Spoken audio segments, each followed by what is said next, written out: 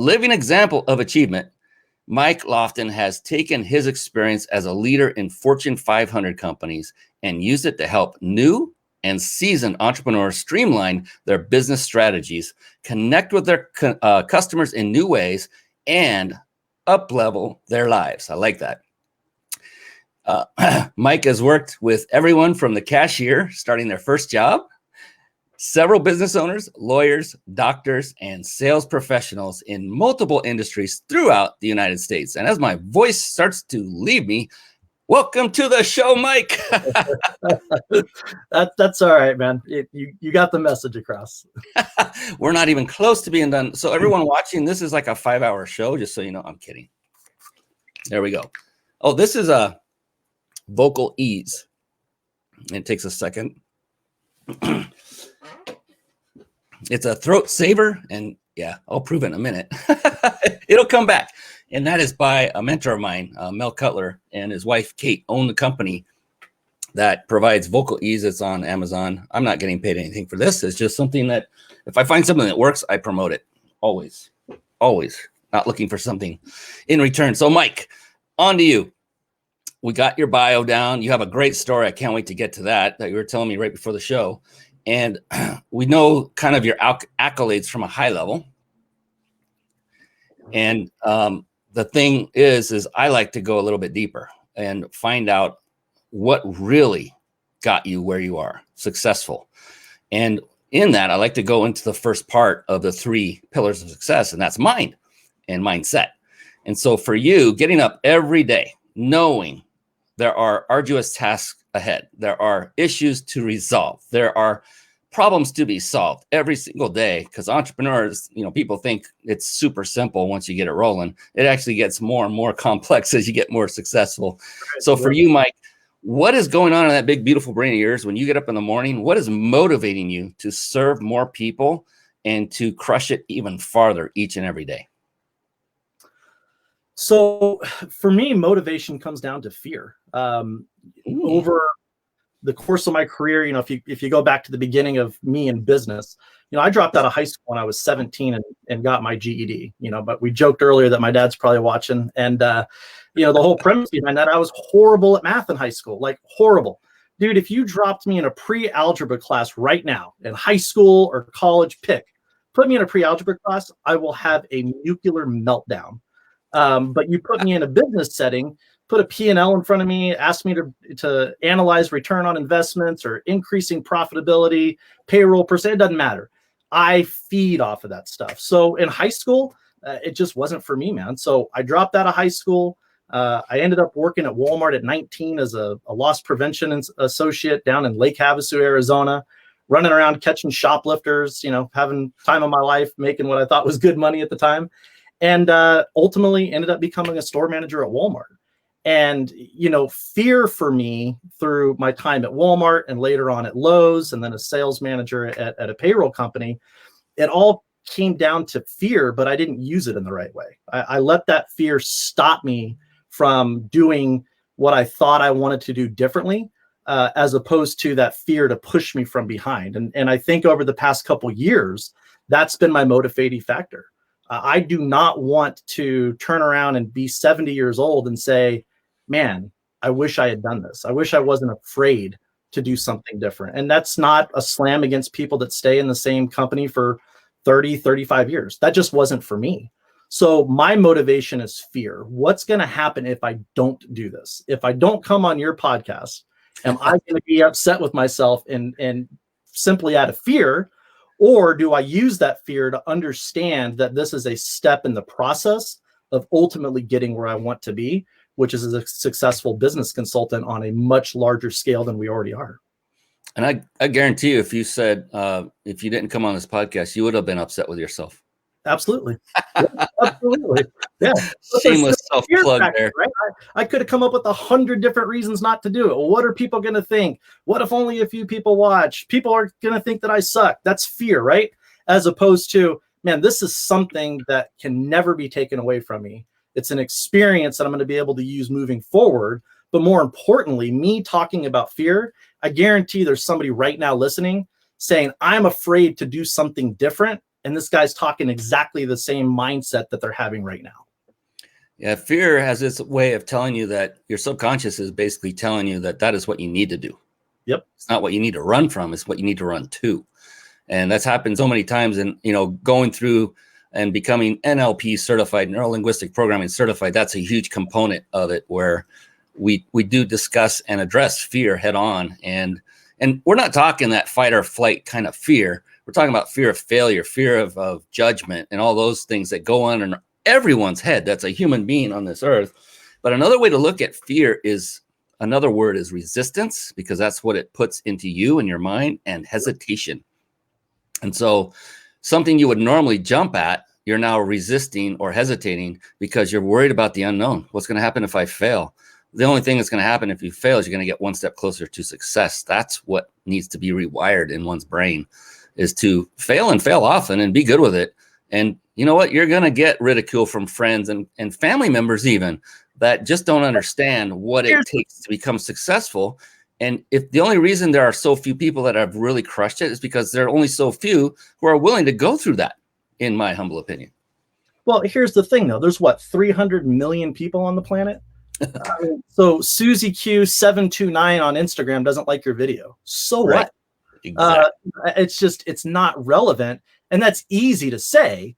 It's a lot harder to do it and put yourself out there and start doing what you really want to do.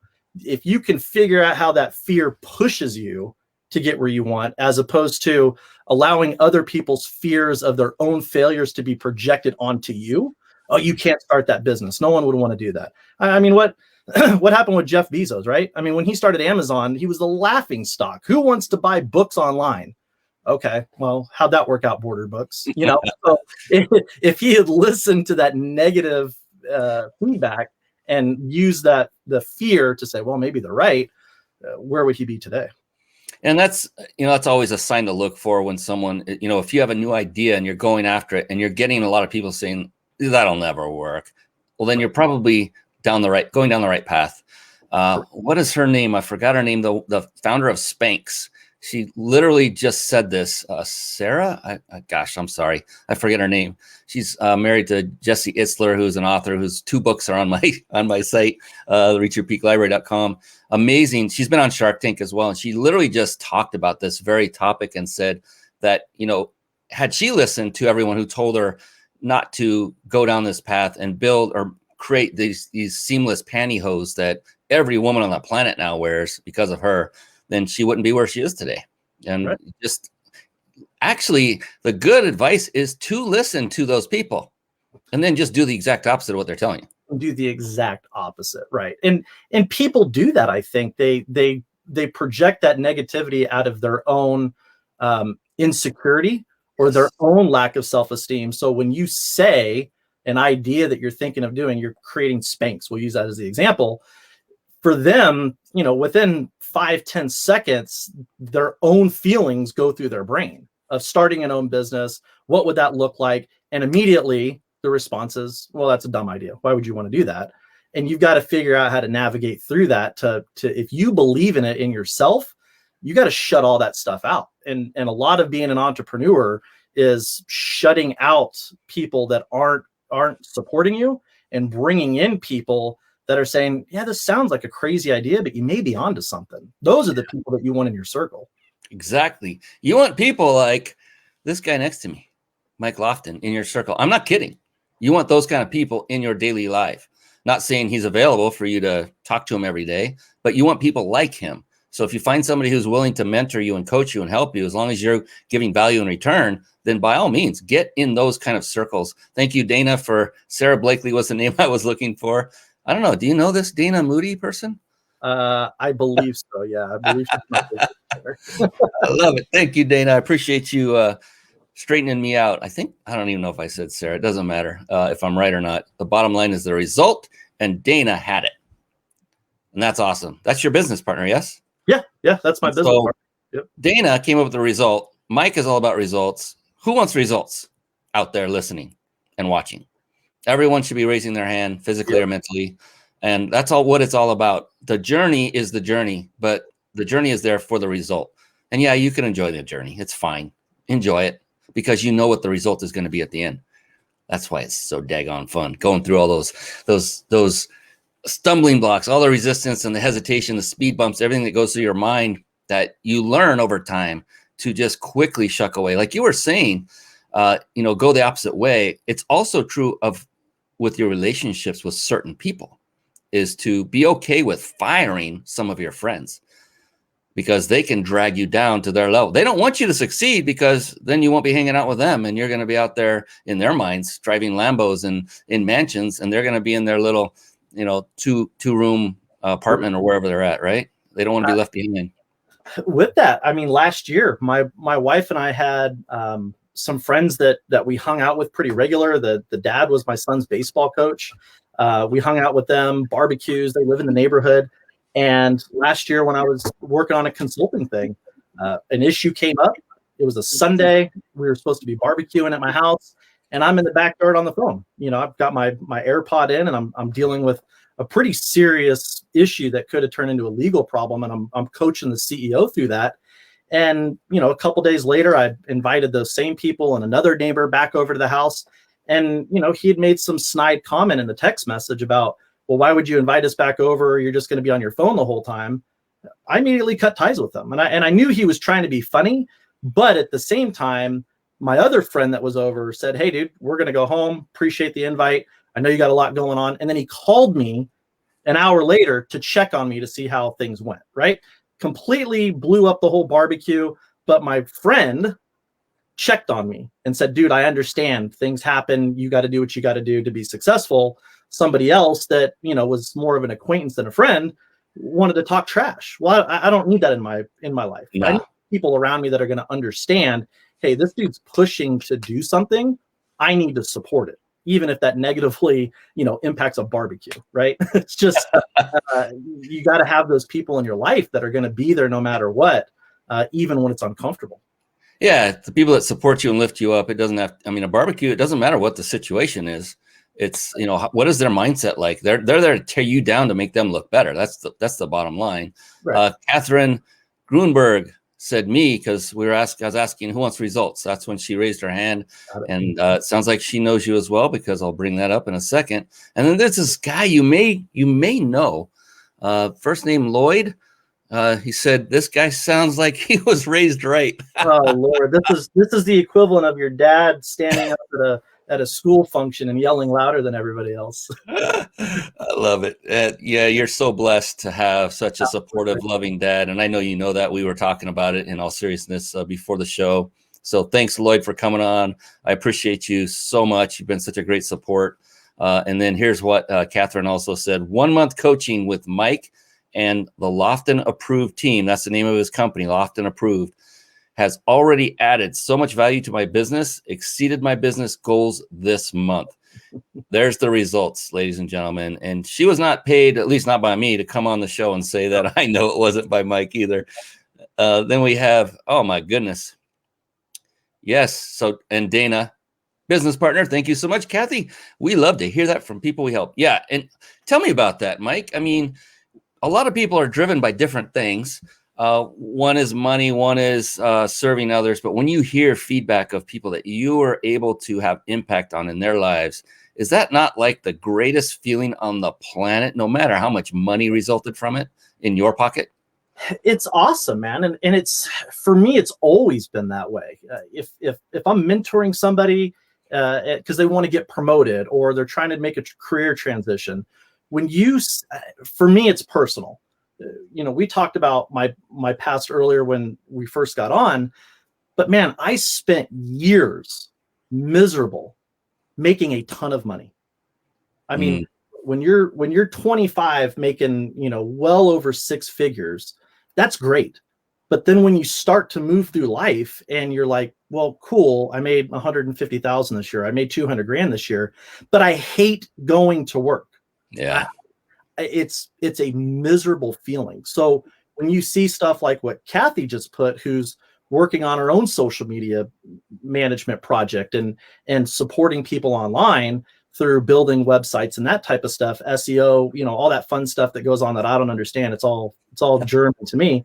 To see a comment like that, is somebody going from one situation to another on their journey. And every step that you can be a part of that, to me, is just ecstatic, because I know what it feels like. I know what it feels like to go, hey, I want to get to this point, and what a crappy road it can be sometimes to get there. Yeah, you know how wonderful it feels, and you want that same feeling for others. Absolutely. And that's what I love about what I get to do on this show, because people like you, Mike, and every one of my guest experts are the same way in that manner, where it's about serving others. It's about helping others. Yep. And the topic is rarely ever centered around the concept of just money. And now, one thing I want to make clear to everyone, that money is necessary. It is important. But if your primary focus is on money and making money, it's just history has shown that your business, whatever you happen to be in, is going to be short-lived. It's not going to last. Your passion won't be there. There'll be so many reasons. If you are going service and heart-centered first, it will last much, much longer and become much more successful. Will it take time? Yes. Will it be worth it? Oh yeah. Ask this guy. You're 100% right, Brian. And I just got done with a consulting thing that honestly really upset me that ended, and made me sad to a certain extent that it ended, because it was your example that you just gave. The owner was so focused on making money that everything else in between was just a dog and pony show. The employees weren't being taken care of. The clients were being taken care of. And everything was this rat race to increase profit. And that's great. It's business. Trust me, at Walmart and Lowe's, if I wasn't increasing profit, I would have been a store manager. But you have to do it in a sustainable way. And everything that I've seen working with business owners, if all they're focused on is, I want to make another 100 grand this year, they're probably going to make 50,000 less than they're making right now, because they're not focused on the entire picture to get to that 100 grand. And that's disappointing when you see it, especially when it's a good idea, or the business owner came up with this concept that you're just like, holy crap, this can be huge. And then their short-sightedness on money, it ruins it. And it's sad to watch it happen. It really is. That's the word, sad, definitely. Yeah, it's like another way for those that might be stuck. Look, Mike started at some point. I started at some point. When we first start out, we are absolutely money centric, because we got to make money to pay the bills, right? And that's okay. Everyone goes through that phase. And once you start getting to that, okay, I've got a stable thing going here, and I'm getting some profit and income, and I'm getting a little more comfortable financially. Now you're going to naturally flow, most people do, into serving and being there for others, because that's really where the sweet spot is. And if you can start out with that mindset, even better. It's just the way to go. And I think, my humble belief is, we were all put on this planet to help each other, not to, gnash at each other and smack each other and talk them down at barbecues. It's there to lift people and help people and be there for people. I don't know. I just think the world, this sounds a little there's like enough of that negativity right now, dude.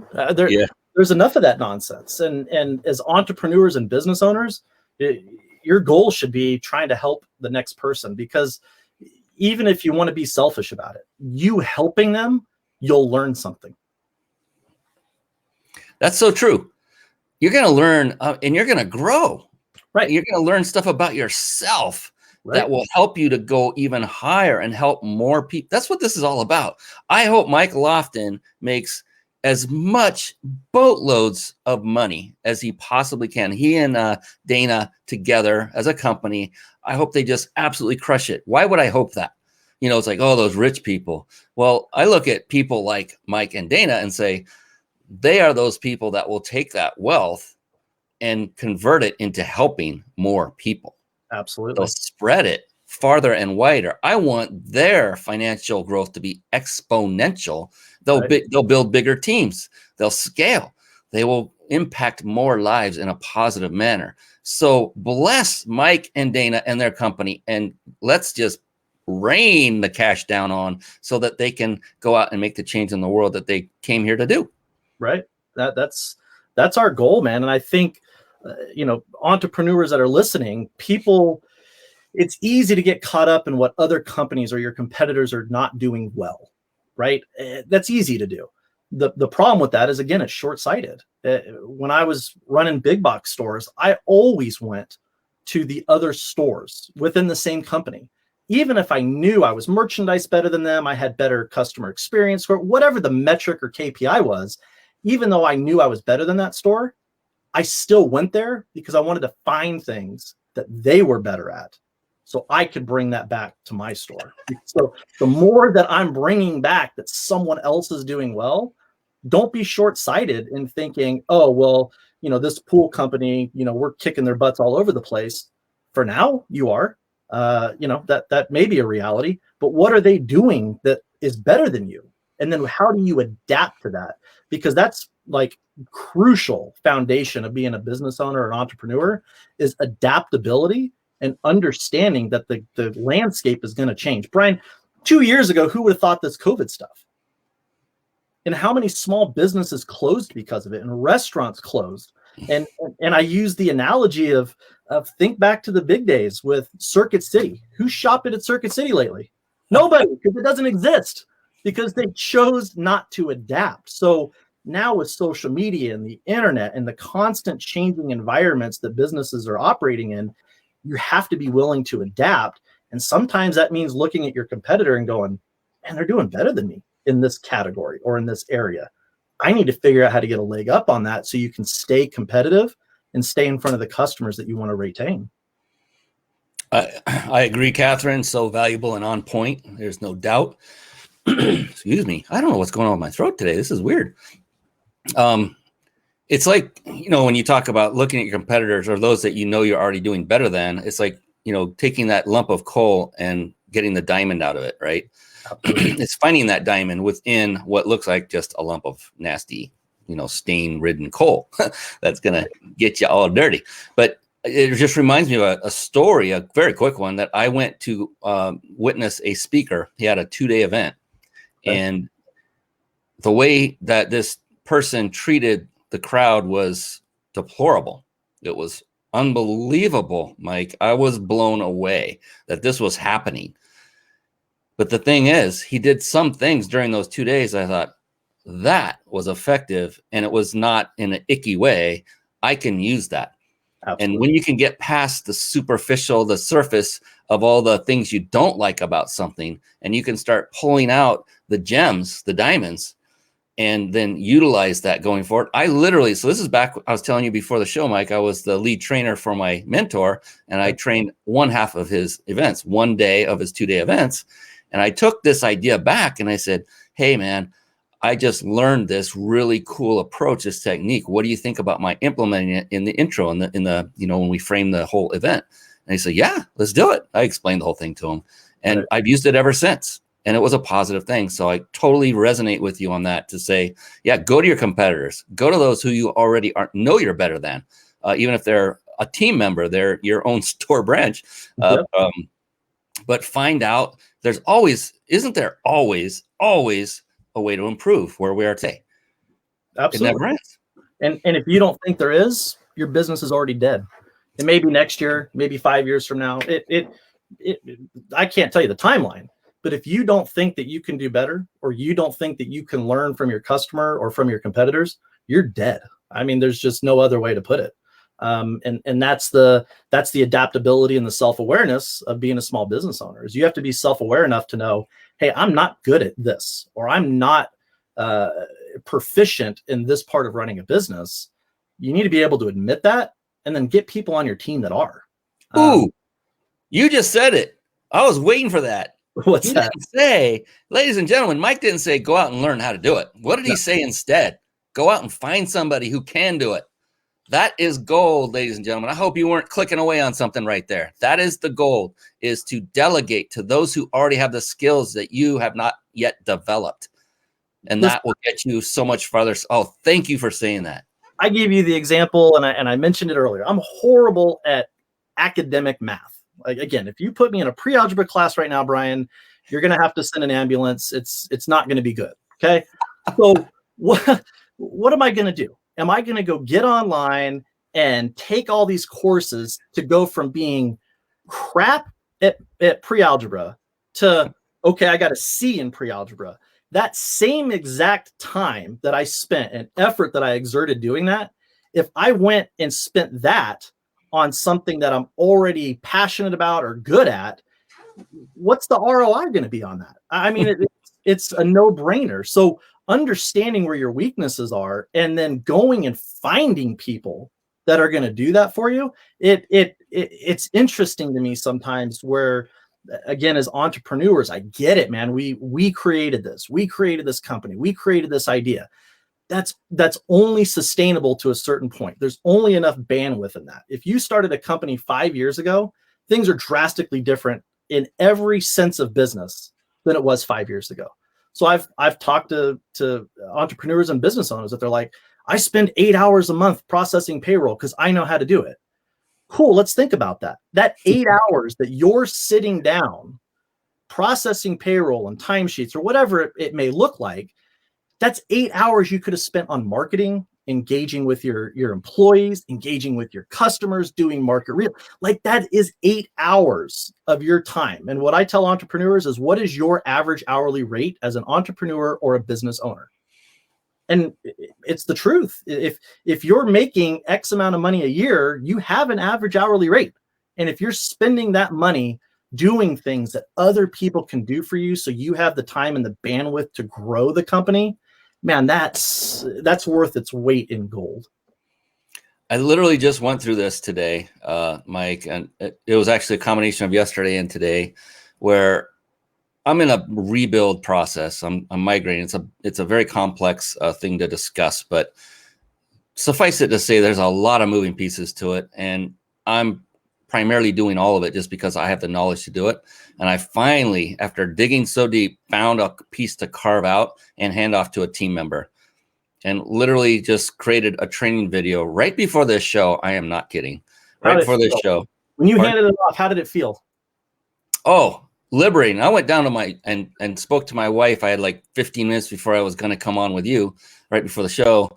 And I just told her all about it. I said, oh my God, I feel so good that I was looking hard, Mike. I wanted something to offload because it's so complex. It would have taken me far longer to train it than I could have finished it 5 times. You know what you know what I'm saying?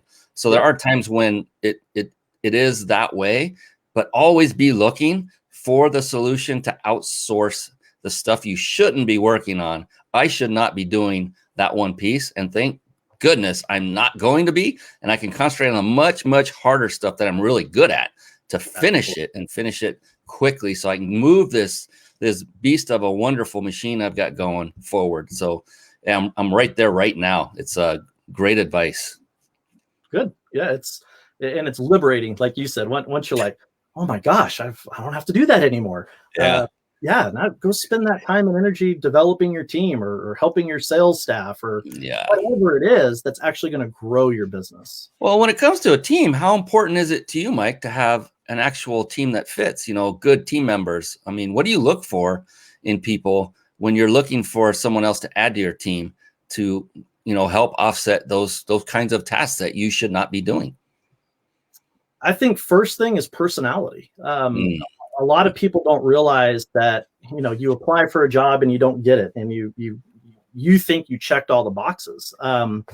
But a lot of the times it's the personality piece of it. You may have all the experience and check all their boxes, but that hiring manager or that business owner is like, man, they're not going to get along with the team, right? Like, that's a reality of it. It doesn't mean that you suck. It doesn't mean anything negative. It's the personality. So that's number one for me is I'm pretty open. I'm transparent. I'm blunt.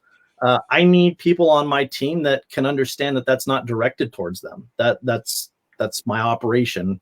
And then 2, the skill set. I don't want people that have the same skill set as me. I want people that have a completely different skill set.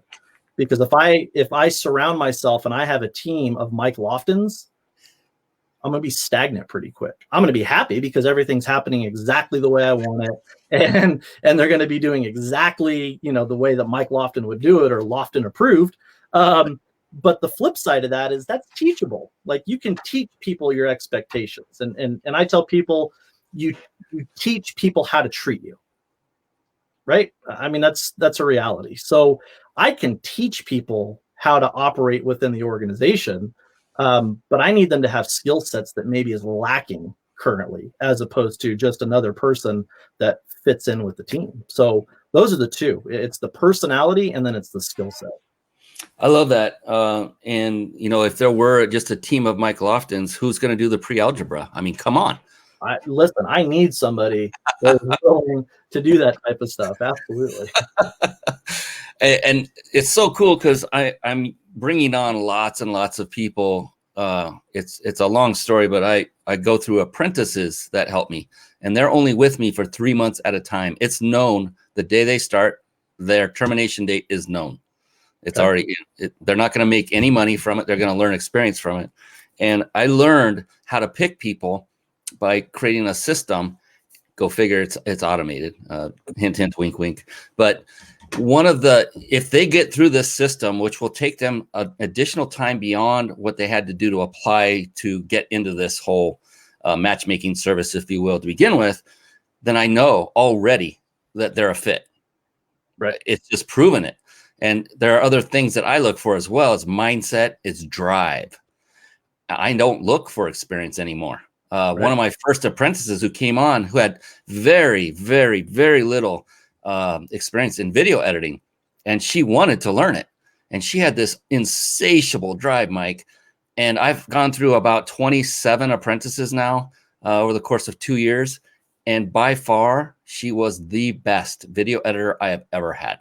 And she had this much skill in it. So skill doesn't always equal great employee or team member. It's what you said, personality. I think that encapsulated it real well, because that includes mindset, that includes drive, that includes, and look at their resume. My God, if they don't even capitalize their letters of their first and last name, I'm like, you're done. I don't even turn the page. Right. There's no attention to detail at all. How are you going to do it when you come into my company? Right. And if their description, their open little blurb is, 1 sentence long instead of some that do maybe a paragraph, I'm like, 1 sentence, you didn't feel you need to spend enough time to explain who you are, then no. There's all these little intangibles that I love. I love that part of it, the sifting and sorting, because it's gotten it down to where it's really fast for me, really fast. But see, you went through the experience of figuring it out. You created a system that works for you. Right. And that's kudos to you, because that's not easy to do, especially in a fast-paced environment where, that's what creates turnover and attrition in your employees, is you're so focused on the right now. You've come up with a great plan that is helping you think long-term, as opposed to just hiring somebody because you need a video editor, and then 2 weeks later you find out they're no good, so you get rid of them, and it's just this revolving door. You've got a system in place, which is great. I mean, that's every entrepreneur should be thinking of something like that. I'm really excited because I'm going to be able to build a massive team of my own that I'm going to use the same exact technique. And this has been like a big trial period for me. I'm developing leadership skills beyond where I started by far by working with these. I'm learning what works with leading people versus what doesn't. I'm learning that positive reinforcement is so much more powerful than negative. I knew that from day one when I was a kid, when I was a teenager coaching kids in sports, that positive reinforcement. I could take lesser gifted athletic kids and beat the bejeebers out of very gifted athletic teams who had a coach that just would beat on them for every little mistake they perceived to be a mistake. So it's just learned so much from life that, when you learn it and then you apply it, then you get to see the rewards from it. You want me to give you 2 things about leadership? Absolutely. Can't versus won't. Oh yeah.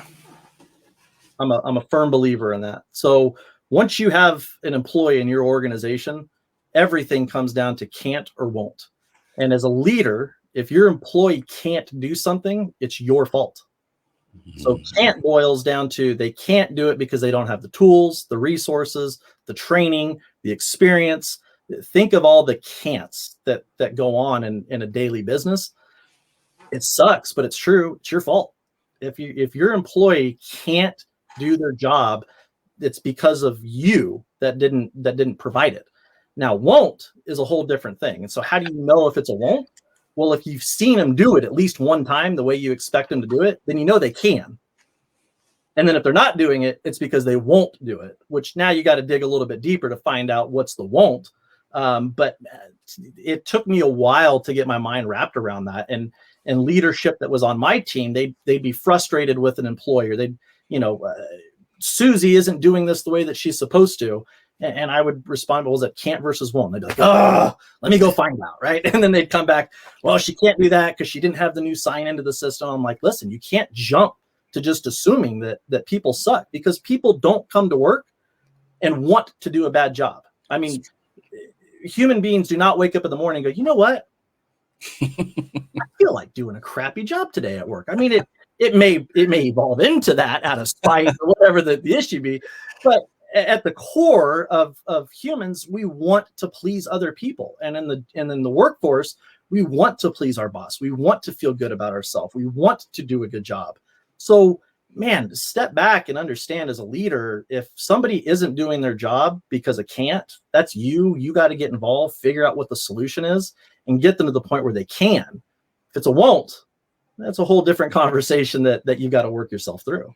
Yeah, and I love that. I resonate wholeheartedly with that. And that's where the leader is what I call taking cause for the situation, taking responsibility. And in the beginning, when you first start doing this, it's kind of a smack on your ego, isn't it? In the beginning. And then when you do it several times, you realize the result is much greater if you do it. And the ego just doesn't care anymore. You just say, this is the right thing to do. And so it's like exercising, you're exercising different parts of your brain, of your mindset. And the more you can be at cause about everything in life, period, not just with employees, but with your spouse, with your kids, with your loved ones, whoever. Absolutely. The more you can take responsibility, a position of responsibility. It doesn't mean it's your fault necessarily, like outright, but could you somehow be responsible for that situation being there? And when you get that and you really understand that and integrate that into your being, then life gets so much easier in so many ways. I just know this from experience, and I can tell you do as well, Mike. It's true, man. I remember when I was 22-ish at Walmart as an assistant manager, man. And I feel bad to this day. If I could remember the employee's name, I would love to get a hold of her. I'm serious. But man, we needed people to go outside and push shopping carts. And I was this, firecracker assistant manager that was trying to show off. So I'm rounding up people to go outside and grab shopping carts. It's 110 degrees outside here in Vegas. And I walk up to this employee and I say, hey, I need you outside to push carts. And she said to me, I can't do it. Now, I didn't understand the concept of can't versus won't back then. Okay. She said, I can't. And I didn't even listen to her. I laid into her, but you won't argue with me. I'm the manager, da, da, da, da, da. She ran off crying. I said, well, I got to go push carts. The next day, the store manager called me in the office and he said, what the hell happened yesterday? And I said, what are you talking about? So was there an issue with carts? I said, no, I went out. I got people to go outside. And he said her name. And to this day, I feel horrible about it. He said, did you know she was pregnant? Yeah. And I was like, oh my God. Like I was so caught up on my role that I didn't listen to her can't. And her can't was, I can't push carts because I'm in a high risk presidency. It's 115 degrees outside. If I had just said, well, hey, what's going on? It would have been a totally different outcome. It took me months to work through that problem through the store. Because guess what? Word traveled around to 600 people. Mike's an a-hole. He made so-and-so go outside and push shopping carts. So it's the journey you go through, but it doesn't make it any easier when you think back to things that, man, you just totally screwed up. Yeah. Wouldn't it be nice if we could go back and do go backs and take backs and, reach out to people. We all have that. We all have regrets. I think we're all human and we jump to conclusions, and it can depend on so many factors. And we are our own worst critic and the hardest on ourselves. But, the fact that you have this reaction that just tells the essence of you, Mike. And I think you have everyone's permission to say, let it go. And I'm sure she's fine now. And your intentions weren't that way. And we all know that. No, you just didn't know. And we've all done this, every one of us. And 13 years ago, I've learned a lot then. But I think it's important as an entrepreneur and a business owners to think back to, man, what are situations that happen to you? What are situations that you inflicted on other people, and learn from them, and make sure that as you move forward, you're creating the environment that you want your people to feel safe in. Yeah, and it's important to recognize that people, life gets in the way sometimes. Life happens. And oftentimes when someone reacts to you personally and you take offense to it, it's never personal. It's right. Because they have something going on in their life that's bothering them most often. There's a great book by Don Miguel Ruiz called The Four Agreements. And one of the agreements is don't take anything personal, because nearly every time it's not personal. Right. And that's on both sides, bad or good. So these are great. My gosh, I want to learn more about your business, because I just looked at the clock and I can't believe it. I did say we're going to go 5 hours. Maybe I meant it. But we're getting close to the end already, which I cannot believe. But what I want to do is find more about your business and what your target market is and what kind of people you help and serve. Did I lose you? There we go. Oh, there we go. All right. Yeah, so what I want to do is find out more about your business, Mike. In the short minutes we have, I just was checking the clock and I'm like, wow, we're almost at the end already. And we haven't even discussed your business directly. And I really want people to know what you do, you and your partner, and so that they can have an avenue to reach out and say, maybe you could be a fit for them. So Sure. If you wouldn't mind, I want to pull up your website and just give people an idea of what it is you guys do, who's your target market, and what kind of problems you guys solve for people, if that's okay with you. Yeah, absolutely. Let's do it. Cool. So our company is Lofton approved. It's a play on a phrase that kind of followed me around through my career, where people didn't want to come to me with a completed project or a completed idea unless it was Lofton approved. So that's just kind of stuck.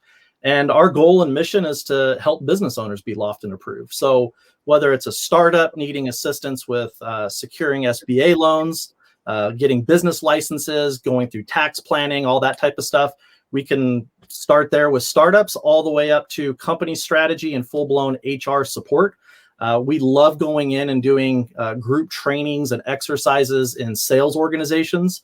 And really, like what you got here on the screen with Brittany at Patriot Exhibit Services, man, she was, growing just at this massive rate last year and needed help with just organizational structure. So policies, procedures, employee handbooks, that's kind of my partner, Dana, that's kind of her side of it. And then my side is the business piece of coming in and analyzing review on investments and increasing profitability and corporate structure, those type of things. So really from complete startup up to, several hundred employees, we can absolutely come in and assist small business owners with really any concern that they have going on. And what we're noticing right now, and the thing that we're getting contacted about the most, is restructuring. As an entrepreneur and a business owner, last year, you had to change your entire business model for the most part. Your employees were working remotely, your sales organization changed, how you receive leads changed. Well, now we're in 2021 and things are starting to open back up. Well, now what's going to happen? You're going to have to do it all over again, but in a different dynamic, because there's still going to be some residual from 2020 that's going to change the way that your company is structured. So that's really what Dana and I do, and we love doing it, going in and helping small business owners get the results that they need today. Fantastic. And the best way to get a hold of you guys, what is that? Lofton Approved. Head to the website, go to loftonapproved.com. You can schedule a free 15-minute consultation to chat about whatever it is you want to chat about. That's the easiest way. Or you can email me direct, Mike at Lofton Approved, or Dana at loftonapproved.com. And Dana is Dayna? That is correct. I want to make sure we get that. And I wanted to put up, you said to contact you. Okay, I see it. So I just want to show people that are watching. So they go to the contact us link on your website. Is that true? That's correct. And just click on that. There it is. Schedule consultation. You heard it. 15 minutes free. Find out if you're a fit or if they can help you. Absolutely. And there it is. Everything. The phone number, his email address. Talk to Mike or Dana. And the one thing you said before we came on that really rung with me, I like that, was that you said you rarely, if ever, have to outsource anything because you have access to every resource you need. yeah, one of the benefits of working with us is everything is in-house, and everything meaning you can't make a business change. If you've got more than 2 or 3 employees, you can't make a business change without affecting your employees. And what we're noticing that people are going through is they're working with a consultant, but it's a one facet, or maybe it's 2 facet. Well, with us, if we're going to help you make a business change, you're also going to have the person there that's going to help with HR, tax planning, CPA, securing SBA loans. We have a CPA that we work with. Social media management, website design. We have somebody that we work with. So really, it's not necessary for people to contact us and then have to go contact 5 other people. We're going to put you in contact with those people that we trust, that work with our clients, to make sure that that client's having a great experience with all facets of what they may need to transition through. You're kind of like the business version of a building contractor. Yeah. That is true. We call it, we kind of joke around internally, it's a business in a box, right? We've got the box and we want to get your business in it. And that's great that it can all funnel through the same entry point, so that there's that continuity that's going on. The communication is improved. And I'm saying this because you usually go into all these disparate services that have nothing to do with each other and don't communicate together because they don't want to. They're not part of the same end game. And I love the way you guys have assembled. And so Mike has just solved any issue that anyone might have about not having all the skill sets necessary to get a business thriving. He's got access to all the skill sets you need, including himself and his partner. And there you go. What is that worth? Well, that's going to depend on that conversation between you and Mike and Dana, and if you're a fit. And I'll tell you right now, it's one thing I learned over time, Mike, was if something doesn't cost very much, you usually get about that much in value. In return. If you don't put skin in the game, it's very likely you will not get much from the result. I have no idea, none, what you guys charge. I hope it's a large amount of money, because the results you're getting for people, we just had one on the air live that I didn't talk to beforehand. You didn't talk to beforehand. She's on here singing your praises. The results are there. And you've got, the lineage, my God, with Lloyd, you've got an incredible father who's helped along the way as well. So there's no doubt in my mind the results are there. So whatever Mike is charging, and he'll have that talk with you guys and say, well, where are you now? And this is the ROI we can get you. Mike, I just went through a thing where this was a lofty thing, but the guarantee was I will get $1 million in sales and it will cost me $250,000 for their services. Okay. What part of no-brainer is there a no-brainer about that? Right.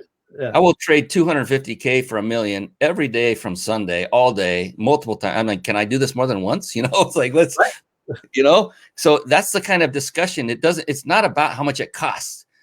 It never is about how much it costs. It's about what is the result going to be at the end Mike won't give you this service unless it gives you the result that will far surpass any fees they've collected. And it may not be immediate. It's going to take time. It's going to take investment. Then good. Right. When you invest, you're going to put some sweat equity on your end, because this is it's not just Mike going to do everything for you. It never works that way, but you'll be there every step of the way, and he's going to help you. And all you got to do is follow his lead, his and Dana's lead. And you know what? Results are there. Yeah. And I think more importantly, what is important is paying for the experience, so you don't have to go through the same roadblocks, I've already been through them, whether it's in the corporate space, helping startups. I was a chief operating officer for a social media management company here in town that went from the owner's garage to, over 200 employees. I had to live some pretty uncomfortable things to go through that. So I love being able to help business owners not have to go through some of the same uncomfortable situations. I already did it. Let me help you navigate around that, because it's not fun sometimes. Yeah, and like I was saying in the onset, it's better to delegate than it is to try to reinvent the wheel. And why go through that pain when you don't have to? All it takes is some skin in the game, and again, the results will far surpass whatever investment that you're going to put in initially. I have one question I like to leave the show with, Mike. We've already gone over 3 minutes, which I'm glad we're not in any kind of network, or we'd be shut down already. This is the beauty of live on these venues. But out of respect for everyone watching and listening, out of respect for you, your dad who's still commenting, what I like to do is ask this one final question. I do this with every guest expert who's been on the show, and I found it to be very profound in the results, the answers that came back. And it's really cool because, some people, it takes them a moment and there's dead air time. That's okay. Okay. Some get it immediately. That's okay too. But the interesting thing is that it also can be a little bit personal. And it's been a profound experience for me to ask this question and witness the answers that come back. And I can't wait for yours. But before we do that, real quick, I promised everyone at the onset of this show that they could find a way to win that 5-night vacation stay at a 5-night or a 5-star resort. And I'm a man of my word, so I keep my promises. And so let's do that right now, real quick. And so in the beginning, I said, take notes and don't take your gaze from the show. But now I think Mike would agree that we'll give you permission for just a moment to pull out that smartphone and bring up your text messaging app and just do the following. Where you would actually type in the name of the person you are going to text, instead type in this phone number. And that is, and you want to write this down because I'm going to leave this quick and get back to Mike for the big question. So write this down, 314-665-1767, and put that in where you would type in the name of the person you're going to text, and then where you would actually type the message, where the emojis go. No emojis necessary here. Instead, type in 2 words separated by a hyphen or a dash if you prefer. And those 2 words are peak, P-E-A-K, dash vacation, all together, peak dash vacation. Go ahead and do that right now. And then be sure to check your phone quickly after you do that. You will get an automated response asking for one more piece of information, and that will be your email address, because our automated system will then alert the winner through email of the fact that they won and the next steps to take to get that 5-night vacation stay at a 5-star luxury resort, compliments of the Big Insider Secrets, my buddy Jason Nast and his company. I'm so grateful to them for making this available. All right, back to the man of the hour. Yes, sir. Hour plus now. Yes. So, are you ready for this, Mike? I'm ready. Of course you're ready. Here's the cool thing about it. When it comes to the answer, there's actually no such thing as a wrong answer. It just flat out doesn't exist. Okay. The cool thing is that just the opposite is true. The only correct answer is yours. And that is truly the only thing that makes this personal. Isn't that cool? And again, it may take you some time. That's okay. Whatever it takes for you is perfect because it's your answer. It doesn't matter. It's going to be your show in a minute after I ask the question. Okay. So you can do what you want with it. I'm ready. Let's go. You have the power. Let's do it. As Arnold would say, the power. All right, here we go. Are you ready? I'm ready. All right. Mike Lofton, how do you define success? Define success. All right. I would define success by your ability to separate the micro and the macro. So what I mean by that is, from a macro standpoint, you know that this is your goal and this is where you want to get to, no matter what that looks like. If you already own a business, this is where you want to be. If you're thinking about starting a business, you know where you want to be. The micro is understanding that it's a process to get there. So for me, I know where I want to be, and I know that I want Lofton Approved to be the top business transformation company in the country. But in order to get there, we have to execute the micro things each day with small goals that will ultimately get us where we want to be. And as long as we're doing that, and as long as I'm doing the things necessary, that's successful, because it will get me to that macro goal.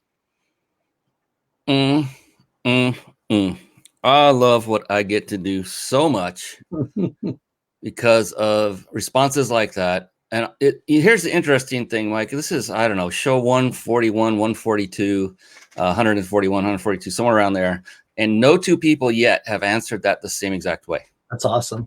It blows my mind. And so with your permission, and I'll ask it again when I'm at that point, what I'd like to do is compile the answers of past guests and put them into books. Sure. And so it'll be a compilation, and I've already got the .com for anyone out there, but it's called How Do You Define Success? There's no website there yet. I just have the .com. And that'll be a book, that will be a collaborative of you and so many other amazing people before you. There may be several books. I don't know how big this thing's going to end up being with the transcribed word, but it's phenomenal. I appreciate you. And I mean that. I appreciate you for who you've become, for Lloyd, for being a great dad and helping you along the way. Yeah. Oh, Catherine, Biz Edit. Boom. The Biz Edit. The Biz. Yep. Yeah, that was a boom moment for sure. All right. Well, I'm going to allow you to do one more thing, if you're okay with it. And that is, for anyone out there that, let's say they're a budding entrepreneur, they're looking toward, you know what, this whole working for other people is not working for me. I really want to break out on my own.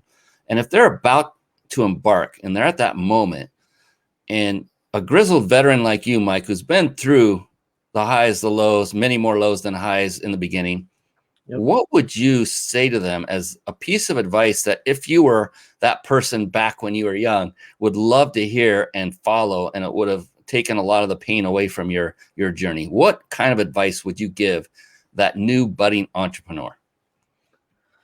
I'd say get your house right. And what I mean by get your house right is get your personal house right.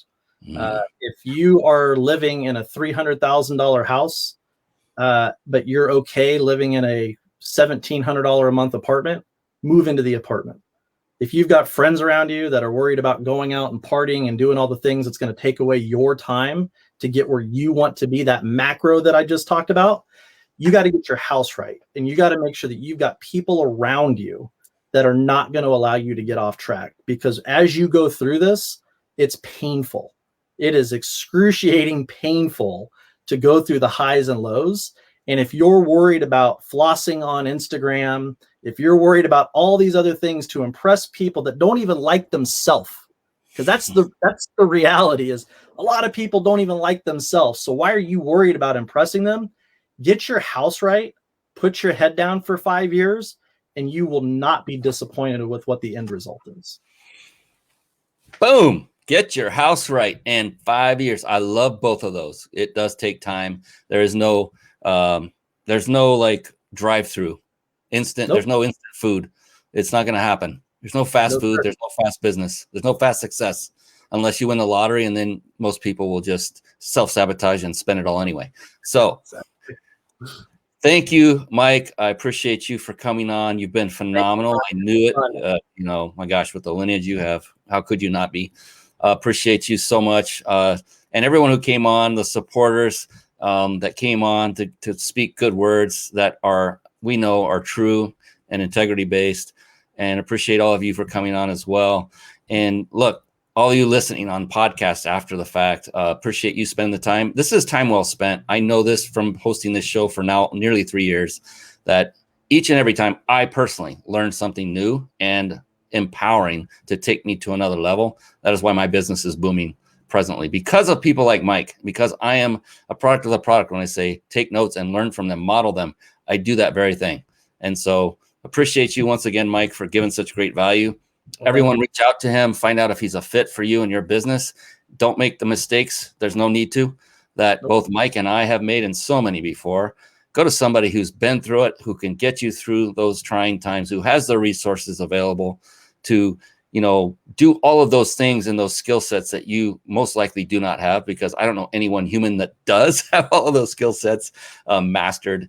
And so what a great resource and what a great person, Mike. Appreciate you beyond words. Thank you, my friend. Thank you, Brian. It was fun, man. I appreciate it. All right. On behalf of this amazing guy named Mike Lofton, I am your host, Brian Kelly of the Mind Body Business Show. That's it for tonight. It's a wrap. Thank you all for coming on. Until next time, we will see you again. Until then, so long and be blessed. See you later, everybody. Thank you. Thank you for tuning in to the Mind Body Business Show podcast at www.themindbodybusinessshow.com.